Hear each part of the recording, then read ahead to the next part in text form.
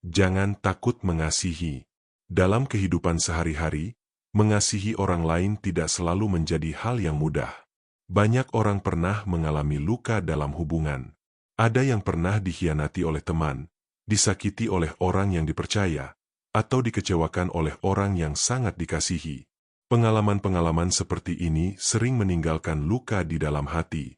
Akibatnya, tidak sedikit orang yang menjadi takut untuk mengasihi lagi. Beberapa orang mulai menjaga jarak dari orang lain. Mereka menutup hati agar tidak terluka lagi. Ada juga yang memilih bersikap dingin atau tidak terlalu peduli kepada orang lain. Semua itu dilakukan sebagai cara untuk melindungi diri dari rasa sakit yang pernah dialami.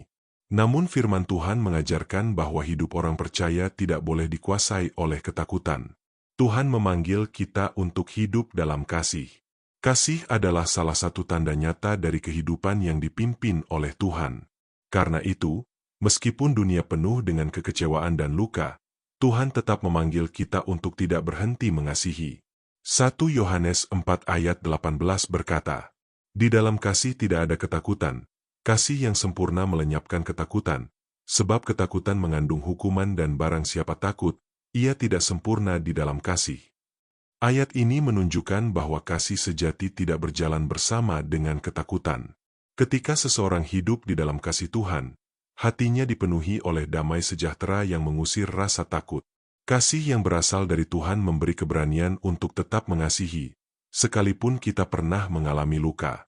Kasih Tuhan jauh lebih besar daripada luka yang pernah kita alami. Ketika hati kita dipenuhi oleh kasih Tuhan, kita tidak lagi dikuasai oleh kepahitan atau ketakutan. Tuhan memulihkan hati yang terluka dan memberikan kemampuan untuk mengasihi kembali. Tuhan sendiri telah menunjukkan kasih-Nya kepada manusia dengan cara yang sangat luar biasa. Meskipun manusia sering jatuh dalam dosa dan menjauh dari Tuhan, Dia tetap memilih untuk mengasihi. Roma 5 ayat 8 berkata, "Akan tetapi Allah menunjukkan kasih-Nya kepada kita, oleh karena Kristus telah mati untuk kita, ketika kita masih berdosa." Ayat ini mengingatkan kita bahwa kasih Tuhan tidak bergantung pada kebaikan manusia. Tuhan mengasihi bahkan ketika manusia masih berdosa. Kasih-Nya tidak berubah oleh kegagalan atau kelemahan kita. Kasih Tuhan adalah kasih yang setia dan penuh pengorbanan. Inilah kasih yang menjadi teladan bagi kehidupan orang percaya. Ketika kita memahami betapa besar kasih Tuhan kepada kita, kita belajar untuk mengasihi orang lain dengan hati yang lebih tulus.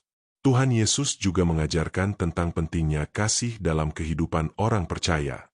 Yohanes 13 ayat 34-35 berkata, "Aku memberikan perintah baru kepada kamu, yaitu supaya kamu saling mengasihi. Sama seperti aku telah mengasihi kamu, demikian pula kamu harus saling mengasihi. Dengan demikian semua orang akan tahu bahwa kamu adalah murid-muridku, yaitu jikalau kamu saling mengasihi." Yesus menegaskan bahwa kasih adalah tanda dari seorang murid Tuhan. Dunia dapat mengenal bahwa kita adalah pengikut Kristus melalui cara kita mengasihi orang lain. Kasih bukan hanya perasaan, tetapi juga tindakan nyata dalam kehidupan sehari-hari. Mengasihi memang tidak selalu mudah. Ada kalanya kita harus mengampuni orang yang menyakiti kita. Ada kalanya kita harus tetap berbuat baik kepada orang yang tidak memperlakukan kita dengan baik. Namun ketika kita memilih untuk mengasihi, kita sedang menunjukkan karakter Kristus dalam hidup kita. Kasih juga membawa pemulihan bagi hati kita sendiri. Ketika seseorang hidup dalam kepahitan, hatinya akan dipenuhi oleh beban yang berat. Namun ketika seseorang belajar mengasihi dan mengampuni, hatinya menjadi lebih ringan dan penuh damai sejahtera. Kolose 3 ayat 14 berkata, "Dan di atas semuanya itu, kenakanlah kasih, sebagai pengikat yang mempersatukan dan menyempurnakan."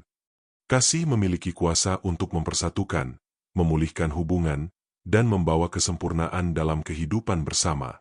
Tanpa kasih, hubungan manusia akan mudah rusak oleh ego, kemarahan, dan kepentingan pribadi.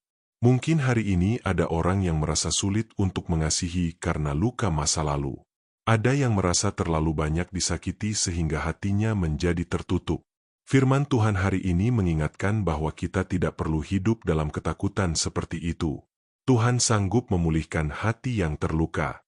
Ketika kita datang kepada Tuhan, Dia memperbarui hati kita dan memenuhi kita dengan kasih-Nya. Dari situlah kita memperoleh kekuatan untuk mengasihi kembali. Jangan takut mengasihi. Jangan biarkan luka masa lalu membuat hati kita menjadi keras. Biarlah kasih Tuhan mengalir dalam hidup kita sehingga kita dapat menjadi saluran kasih bagi orang-orang di sekitar kita. Ketika kita hidup dalam kasih, kita sedang memancarkan terang Tuhan di tengah dunia yang penuh dengan kebencian dan kegelapan. Melalui kasih yang kita tunjukkan, orang lain dapat melihat karakter Kristus dalam hidup kita. Mari berdoa. Tuhan yang penuh kasih, terima kasih karena Engkau telah lebih dahulu mengasihi kami dengan kasih yang begitu besar. Ampuni kami jika seringkali kami membiarkan luka dan kekecewaan membuat hati kami menjadi tertutup. Pulihkan hati kami dan penuhi kami dengan kasih-Mu. Ajarlah kami untuk mengasihi orang lain dengan tulus seperti Engkau telah mengasihi kami. Pakailah hidup kami untuk menjadi saluran kasih-Mu di tengah dunia ini. Di dalam nama Tuhan Yesus kami berdoa. Amin. Jika renungan ini memberkati hidup saudara, jangan lupa untuk membagikannya kepada orang lain, serta dukung channel ini dengan like, subscribe, dan share supaya semakin banyak orang diberkati oleh firman Tuhan.